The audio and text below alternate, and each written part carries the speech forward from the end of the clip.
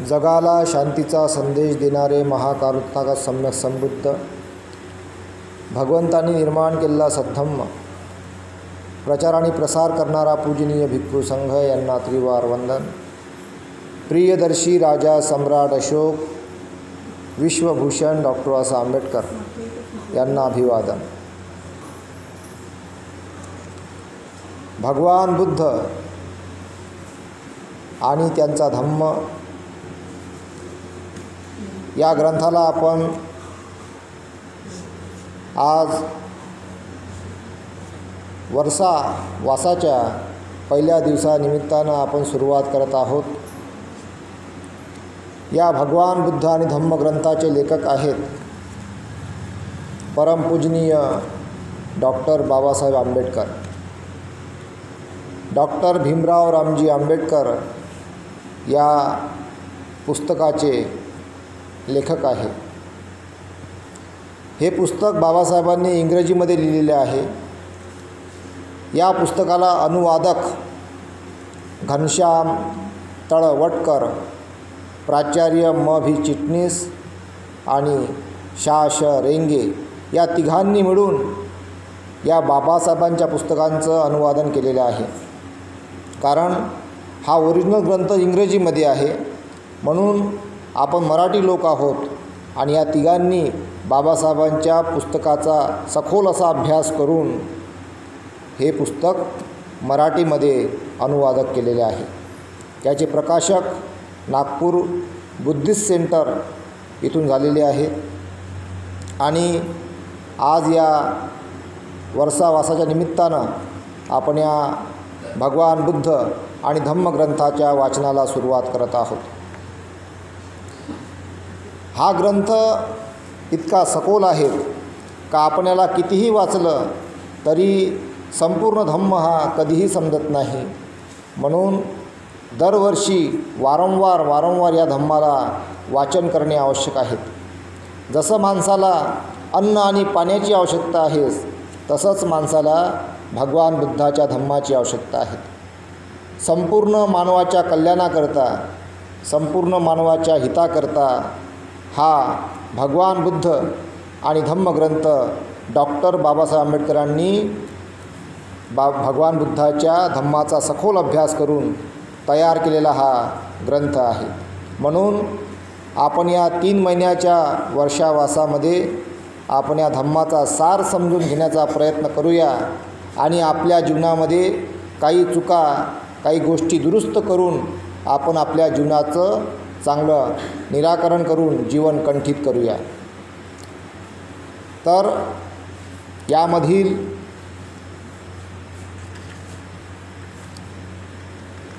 भगवान बुद्ध आणि त्याचा धम्म त्यामधील भाग पहिला, जन्मापासून परिव्रजेपर्यंत.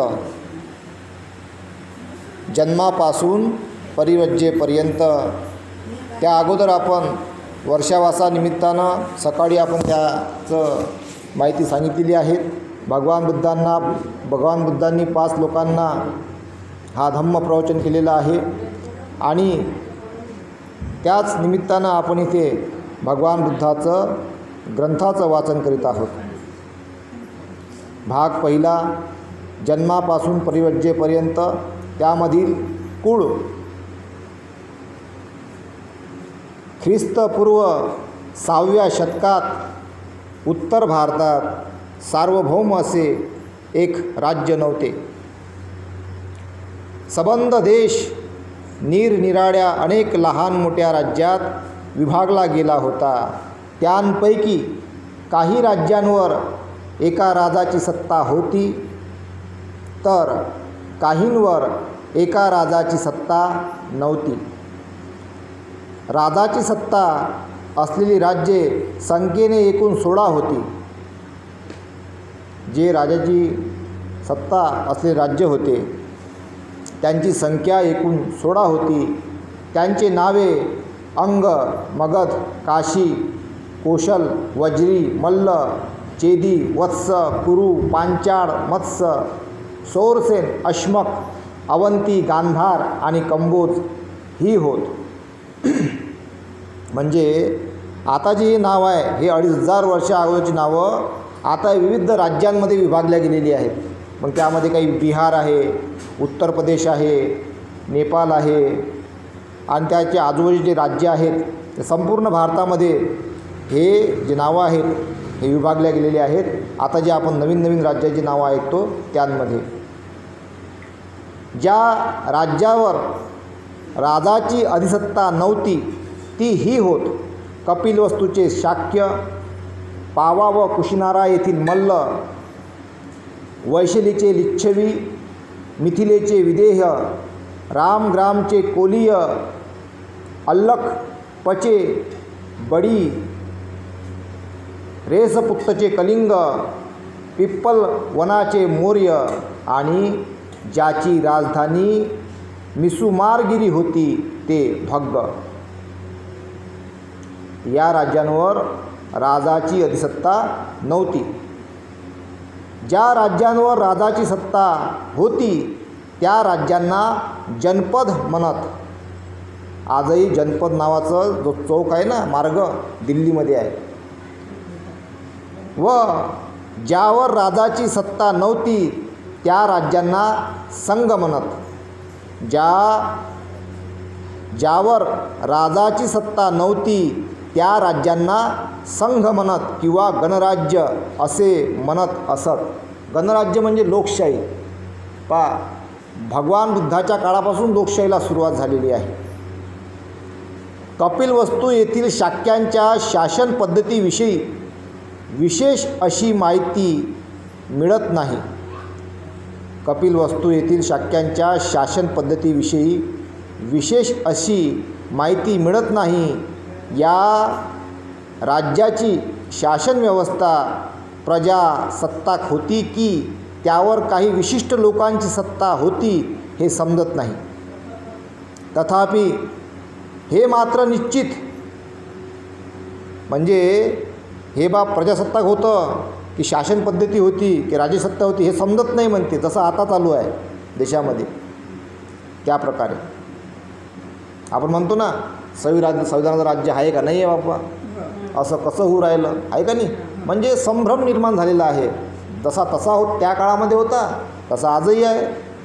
तथापि हे मात्र निश्चित की शाक्यांच्या गणतंत्र राज्यात अनेक राजवंश होते व ते आडीपाडीने राजसत्ता चालवित होते। अशा प्रकारे राजसत्ता चालविणाऱ्या राजघराण्याच्या प्रमुखाला राजा अशी संज्ञा होती। म्हणजे त्यावेळेस त्या राज्यामध्ये कसं होतं का 3 महिने तू चालव, 4 महिने मी चालवतो, 8 महिने तू चालव, असं ते त्या काळामध्ये होतं।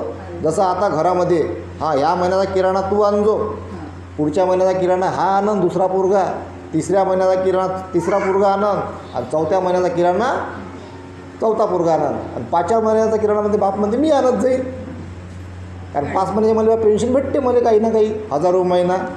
तर अशा प्रकारे त्यानं राजसत्ता आडीपाडीने ठरवलेलं होतं का आपण चालवू बा। अशा प्रकारे राजसत्ता चालविणाऱ्या राजघराण्याच्या प्रमुखाला अशी संज्ञा होती। अशा प्रकारे राजसत्ता चालविणाऱ्या राजघराण्याच्या प्रमुखाला राजा अशी संज्ञा होती। सिद्धार्थ गौतमाच्या जन्माच्या वेळी राजपद धारण करण्याची पाळी शुद्धोधनाची होती। शाक्यांचे राज्य इथं एक महत्त्वाची गोष्ट आहे। जेव्हा सिद्धार्थ गौतमा जन्माच्या वेळी म्हणजे बघा शुभ मनुष्य जन्माला आला आणि त्यावेळेस तो राजा झाला। कसं आहे ते म्हणते ना, माया घरी पोरगी जन्माला आली, माया घरी पोरगा जन्माला आला आणि माया पोराला नोकरी लागली आहे का नाही, किंवा बा आम्ही शेती घेतली किंवा नवीन घर झालं बा किंवा काहीतरी वस्तू आणली, म्हणजे शुभ संकेत। आणि शुभ लाभ हा जो शब्द आहे ना हा आपल्या बुद्धिझममधला शब्द आहे। त्याचा आपण वाचता नंतर सांगू लय आहे, स्वास्तिक आहे, लय अर्थ आहे। म्हणजे जो आपल्यामध्ये संभ्रम निर्माण झालेला आहे, ज्या ज्या चांगल्या गोष्टी आहे ना त्या चोरलेल्या आहेत, त्या आपण आपल्या कशा आहेत याचा आपण सविस्तर वाचता आपण काही उदाहरणं सांगणार आहोत। सिद्धार्थ गौतमाच्या जन्माच्या वेळी राजपद धारण करण्याची पाळी शुद्धोधनाची होती. शाक्यांचे राज्य भारतवर्षाच्या ईशान्य कोपऱ्यात बसले होते. ते एक स्वतंत्र राज्य होते. परंतु कालांतराने कोशल देशाच्या राजाने शाक्यांवर आपले अधिपत्य प्रस्थापित करण्यात यश मिळवले. परंतु कालांतराने कोशल देशाच्या राजाने शाक्यांवर आपले अधिपत्य प्रस्थापित करण्यात यश मिळवले. कोशलाधिपतीच्या अधिसत्तेमुळे शाक्यांना कोशल राजाच्या अनुज्ञेखेरीज आपल्या राजसत्तेचे काही अधिकार वापरणे अशक्य झाले होते. जसं आता आहे, एक असते राज्यामध्ये सत्ता, राज्यामध्ये एक असते देशामध्ये सत्ता. देशाचा जो हे असते प्रधानमंत्री तो मोठा असते, राज्याचा जो मुख्यमंत्री असतो तो लहान असते. अशा प्रकारे त्या काळातही होतं. तर मग मुख्यमंत्र्याला जेवढे अधिकार आहेत, काही जे अधिकार असते ते प्रधानमंत्र्याला राहते पॉवर. तसंच कोशलाधिपतीच्या अधिसत्तेमुळे शाक्यांना कोशल राजाच्या अनुज्ञेखेरीज आपल्या राजसत्तेची काही अधिकार वापरणे अशक्य झाले होते. तत्कालीन राज्यात कोशल राज्य हे एक सामर्थ्यशाली राज्य होते.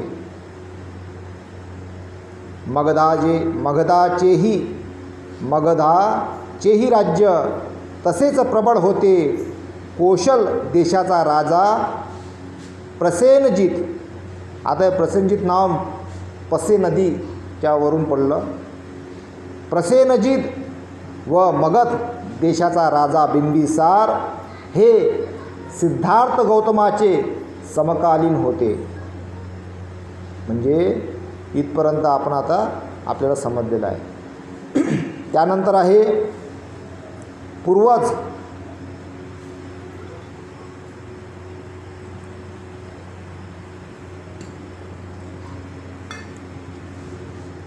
पूर्वज आहे शाक्यांचा राजधानी.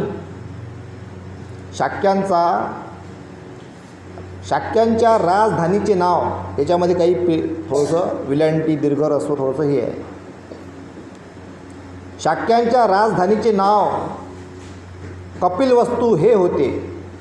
कदाचित हे नाव थोर बुद्धिवादी तत्ववेता कपिल मुनी यांच्या नावावरून पडलेले असावे. कपिलवस्तूमध्ये जयसेन नावाचा एक शाक्य राहत होता. पहा किती, म्हणजे भगवान बुद्धा धम्म समजण्यासाठी आपल्याला किती खोलवर जावं लागते, आजोबा पंजोबापर्यंत. कपिलवस्तूमध्ये जयसेन नावाचा एक शाक्य राहत होता. सिंह हनू नावाचा त्याला एक मुलगा होता. सिंह हनूचा विवाह कच्चनाशी झाला होता. त्याला शुद्धोधन, धौतोधन, शुक्लोधन, शाक्योधन, अभितोधन असे 5 पुत्र होते. याच्यावरून कदाचित पडलं असून 5 पांडव नाकारता येत नाही, आहे का नाही. या 5 पुत्रांशिवाय सिंहहनूला अमिता व प्रमिता या नावाच्या 2 कन्या होत्या. अमिता व प्रमिता या नावाच्या 2 कन्या होत्या. त्यांच्या कुटुंबाचे गोत्र आदित्य होते. आता ना आदित्यनाथ हे सगळे बुद्धिझमचे पंथ आहेत, हे नंतर सांगूच आपण. त्याच्या कुटुंबाचे गोत्र आदित्य होते. शुद्धोधनाचा विवाह महामाहेशी झाला होता. तिच्या पित्याचे नाव अंजन व आईचे नाव सुलक्षणा असे होते. शुद्धोधनाचा विवाह महामायेशी झाला होता. तिच्या पित्याचे नाव अंजन व आईचे नाव सुलक्षणा असे होते. अंजन हा कोलीय वंशातील होता. तो देवदह नावाच्या गावी राहत होता. अंजन हा कोलीय वंशातील होता. तो देवदह नावाच्या गावी राहत होता. शुद्धोधन हा मोठा योद्धा होता.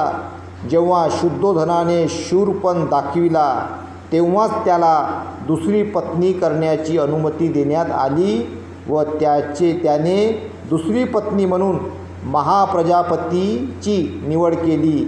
ती महामायेची वडील बहीण होती. ती महामायाची वडील बहीण होती. शुद्धोधन फार श्रीमंत होता. त्याच्या मालकीची भूमी विस्तृत होती व त्याचे पुष्कळ नोकर चाकर होते. असे म्हणतात की त्याच्या मालकीची जमीन नांगरण्यासाठी 1000 नांगर चालत असत. बघा, 1000 नांगर म्हणजे किती जमीन असेल ते. आता 1000 नांगर म्हणजे कमीत कमी 1000 एकराच्या वरच जमीन असेल समजून घ्या, आहे का नाही. त्याच्या मालकी जमीन नांगरण्यासाठी 1000 नांगर चालत असत. तो ऐशा आरामात राहत होता. त्याचे अनेक महाल होते. अनेक महाल होते म्हणते. आता याच्यामध्ये सगळं अन्न साहित्य नाही. त्या महालाचे नावे सांगेन मी तुम्हाला नंतर. असे 3 ऋतूचे 3 महाल होते. त्यामध्ये जेव्हा ते भविष्यवाणी होते ना, मग ते नाव शोधून काढतो मी, लक्षात नाही राहिले माझ्या. नाव होते ते 3 ऋतूचे, उन्हाळा, पावसाळा, हिवाळा. माया पोराले बा कोणताच त्रास नाही झाला पाहिजे अशा प्रकारचे महाल शुद्धोधनानं तयार केले होते नंतर अजून. त्यानंतर जन्म. शुद्धोधनाला सिद्धार्थ गौतम हा पुत्र झाला. त्याच्या जन्माची कथा अशी आहे.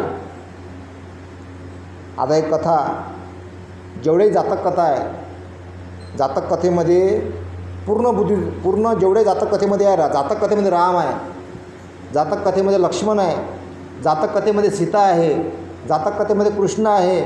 जेवढे तुम्ही देवाचे नाव ऐकता याच्यातले जवळपास अर्धेक नावं काही जातक कथेमध्ये आहे. आलं लक्षात.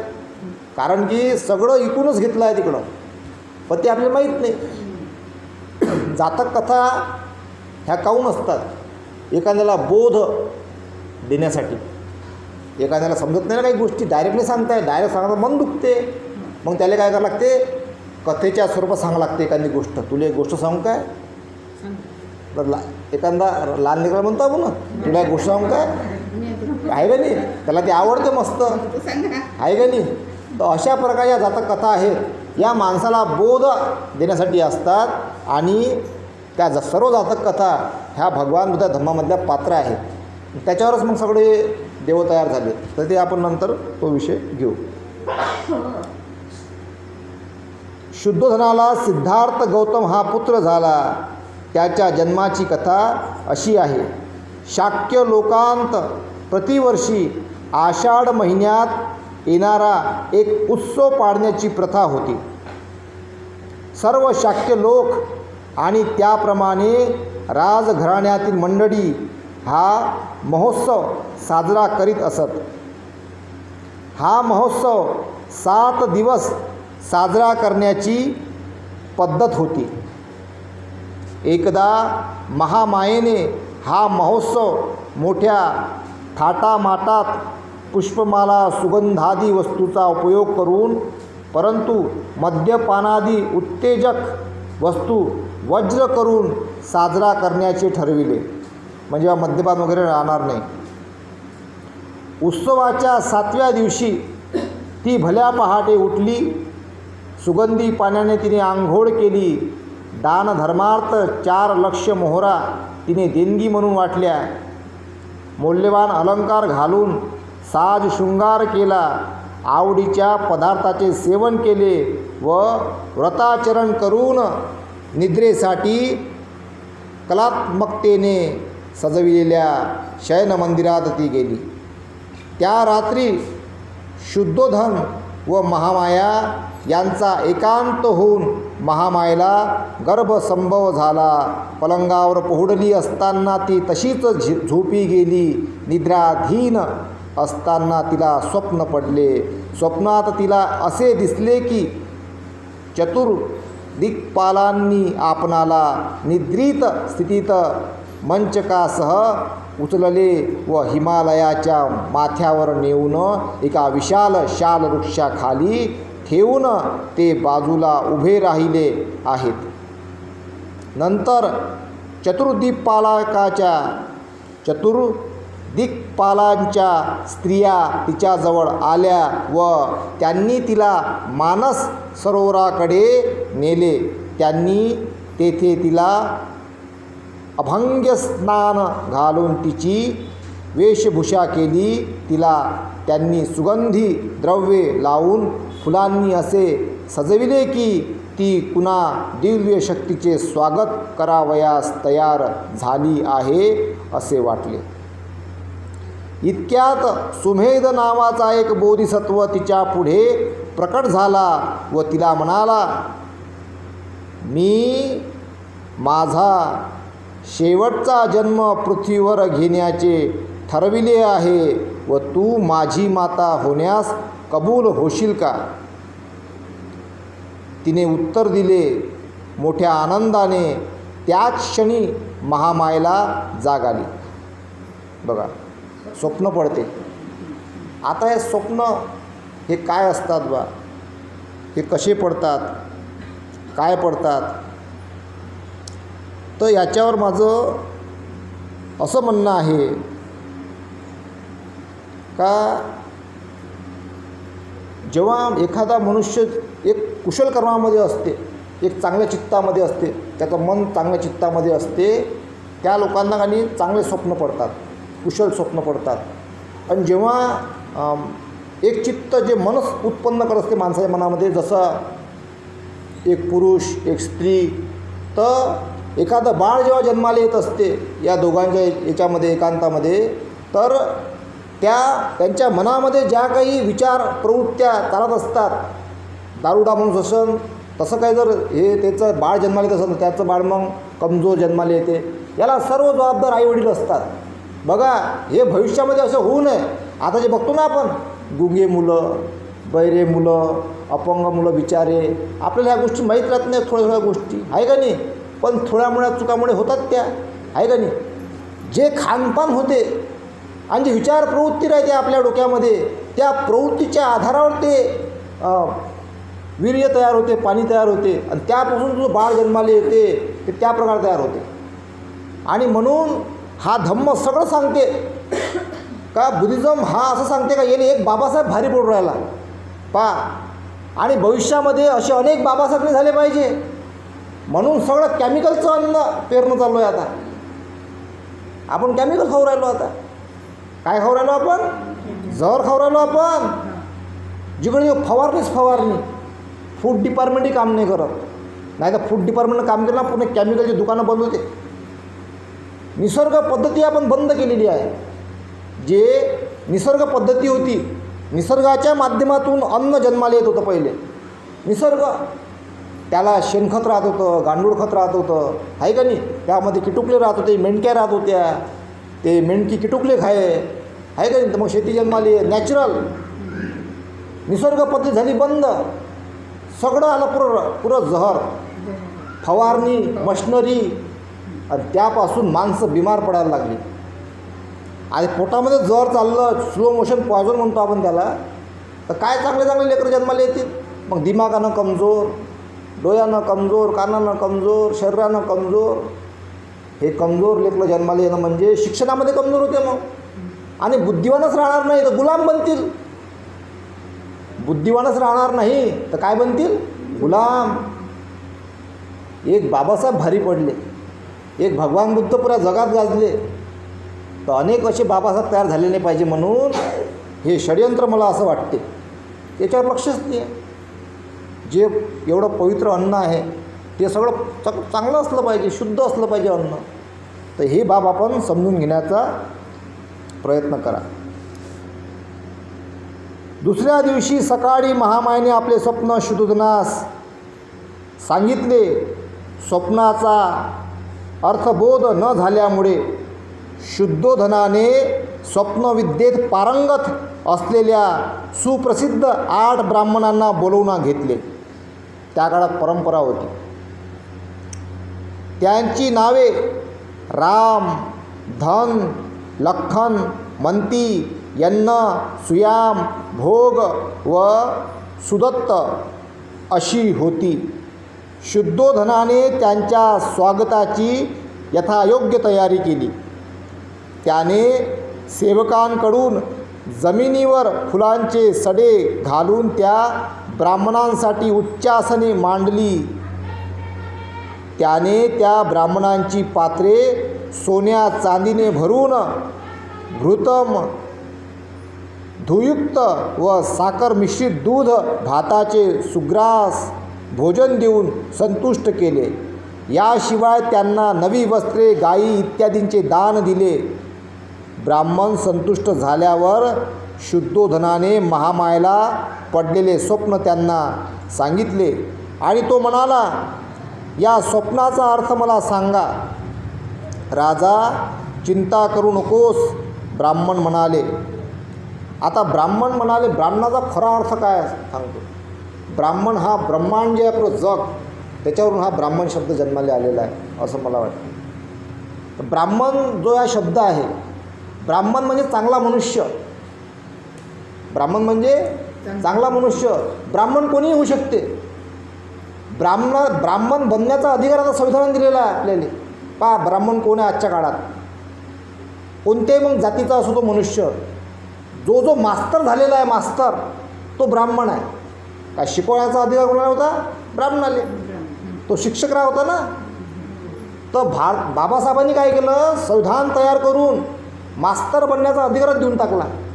शिका, मास्तर बना. मास्तर झाला म्हणजे ब्राह्मण झाला, तोच शिकू शकते.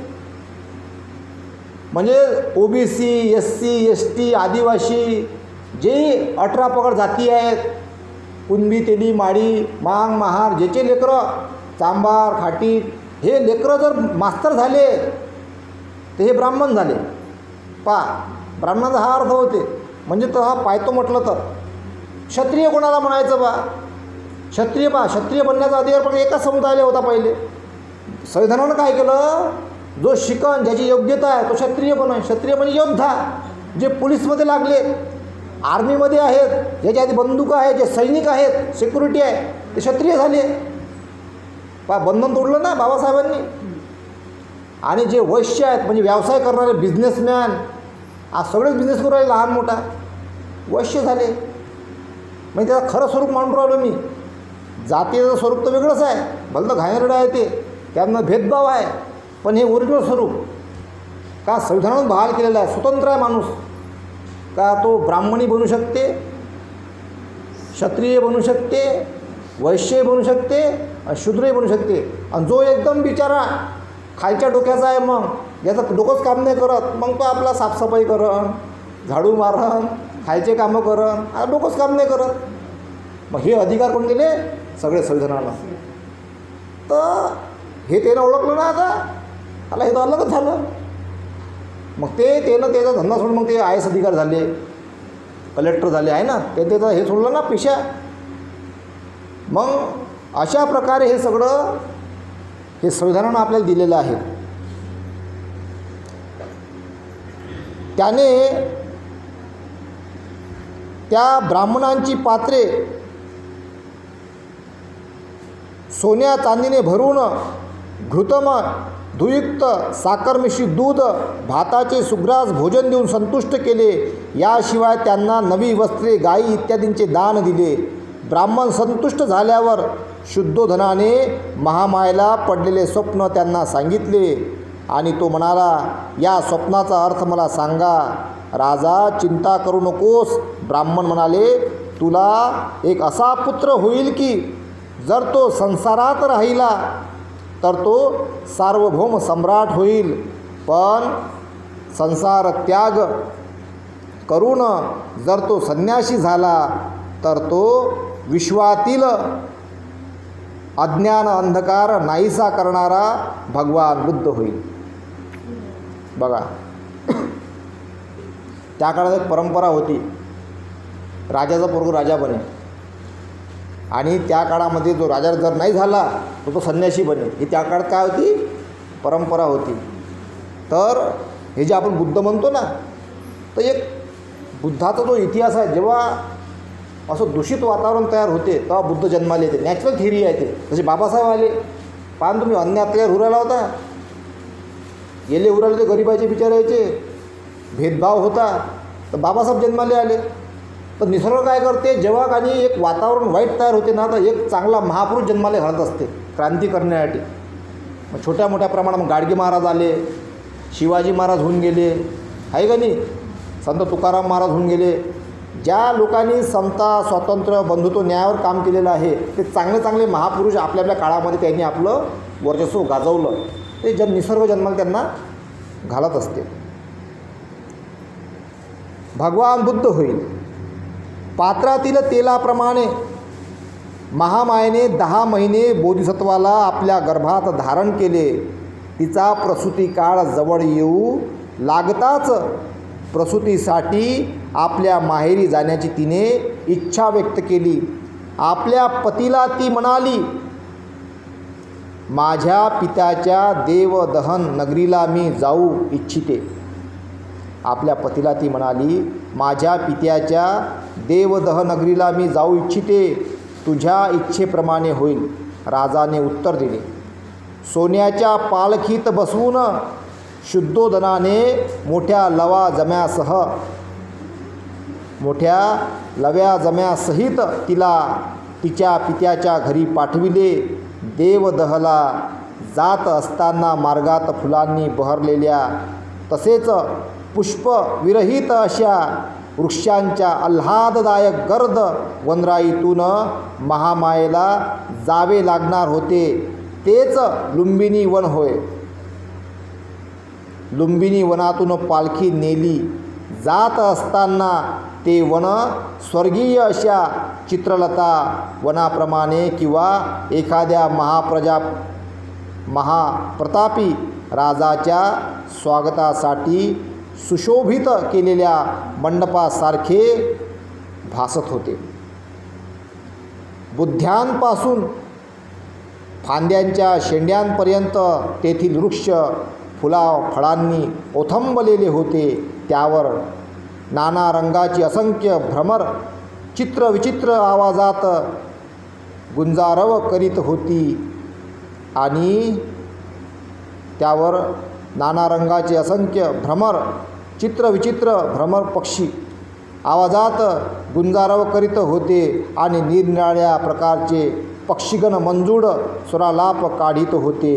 तेथील मनोरम दृश्य पाहून महामायेच्या मनात तेथे थांबून काही काळ क्रीडाविहार करण्याची इच्छा उत्पन्न झाली. म्हणून तिने पालखी वाहणाऱ्या सेवकास आपली पालखी शालवृक्षाच्या कुंजात नेऊन उतरविण्यास व तेथे उभे राहण्यास सांगितले.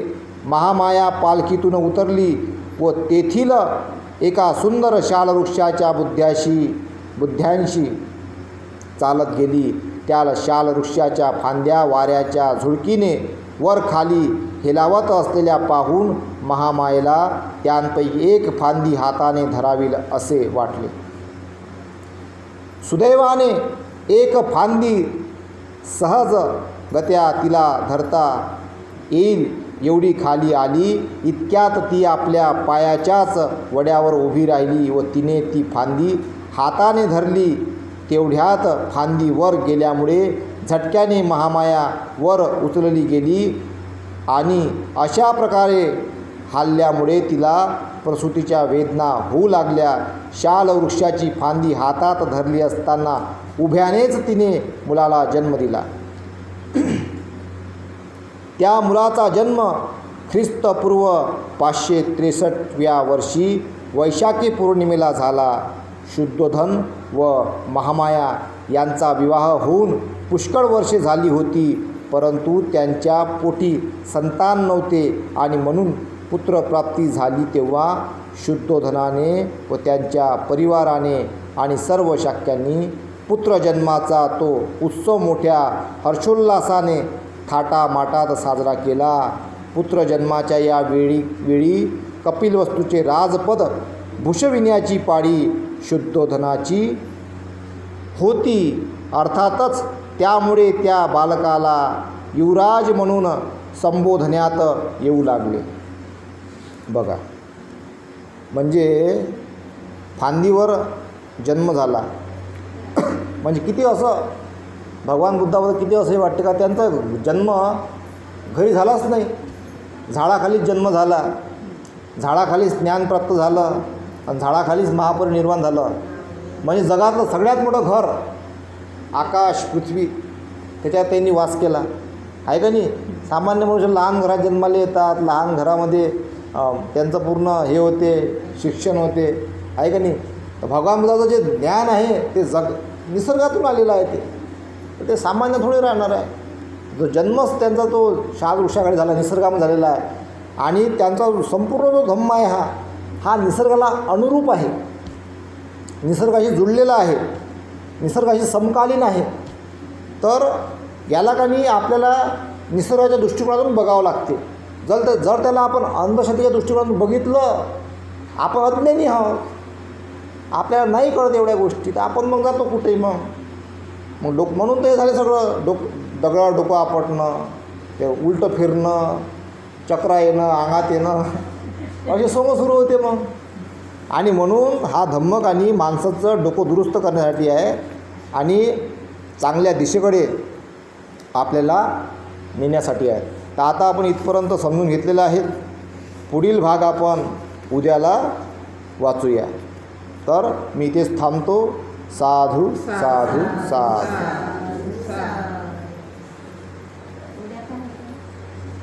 उद्याला आपण असित मुनीचे आगमन. तर आता आपण याच्यामध्ये त्यांच्या धम्माचा प्रसार करण्याची प्रतिज्ञा हे आपण रोज घेणार आहोत. ठीक आहे, म्हणजे हे समजत नाही, ह्याच्यावरच पुरा धम्म आधारित आहे. हे जर 4 समजले ना, ते पुस्तक वाचायची गरजच नाही समजते 4. हे 4वरच धम्म आहे पूर्ण. पहा इतकं मोठं आहे. प्रतिज्ञा आपण करूया, जीवसृष्टी आहे असीम, ती भवसागर पार नेण्याची. प्रतिज्ञा आपण करूया, आपणात दोष असंख्य हे नष्ट करण्याची. प्रतिज्ञा आपण करूया, आहेत सत्यानंत ती पूर्ण आकलण्याची. प्रतिज्ञा आपण करूया, भगवान बुद्धांचा अतुल्य मार्ग तो संपूर्ण साध्य करण्याची.